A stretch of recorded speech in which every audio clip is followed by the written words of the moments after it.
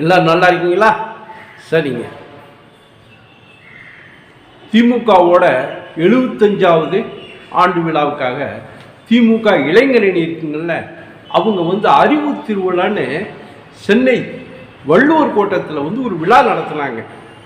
அந்த விழாவில் துணை முதல்வர் பேசினாருங்க. அவர் பேசும்போது அவருடைய பேச்சில் தாவேக்காவை மறைமுகமாக விமர்சனம் செஞ்சு பேசினாருங்க.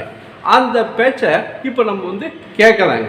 அதோட அந்த பேச்சுக்கு அவர் சொன்ன துணை முதல்வர் சொன்ன அதுக்கு தாவேக்கா தலைவரும் அந்த அந்த முதல்வர் துணை முதல்வர் அந்த பேச்சுக்கு பதில் தர்ற மாதிரி தாவேக்கா தலைவர் விஜயும் ஒரு அறிக்கை விட்டுருக்காருங்க.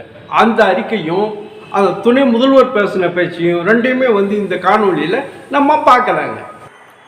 துணை முதல்வர் பேசுனது இதுதாங்க. அந்த திருவிழாவில் இந்த திருவிழாவை யாரை கேட்டு நடத்துகிறாங்க, எதுக்காக நடத்துகிறாங்கன்னு கேட்குறாங்களே. யாரை கேட்டுங்க நாங்கள் நடத்துவதுன்னு? அறிவு இருக்கிறவன் அறிவு திருவிழா நடத்துகிறான்.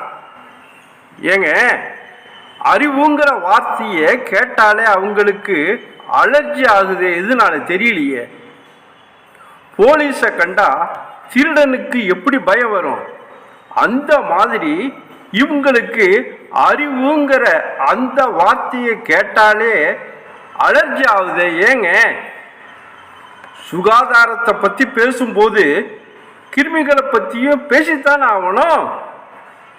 இதுதாங்க துணை முதல்வர் பேசினது. இதுக்கு பதில் கொடுக்கிற மாதிரி தாவேக்கா தலைவர் விஜயும் ஒரு அறிக்கை கொடுத்திருக்காரு. அவரோட அந்த அறிக்கை இதுதாங்க. விஜய் அவர்களோட அறிக்கை இதுதாங்க. திமுகவோட ஒரே இலக்கு நம்ம தூற்றுறது தான். தாவேக்கா மட்டுமே மூளையில தேக்கி யோசிப்பதே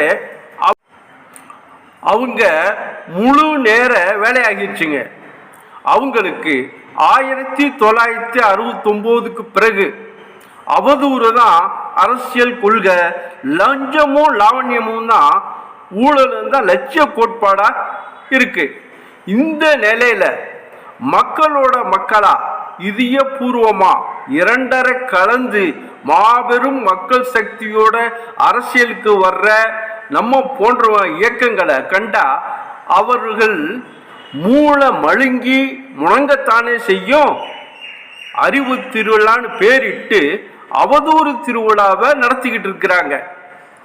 இவ்வாறு தாவேக்கா தலைவர் அறிக்கை விட்டிருக்காருங்க.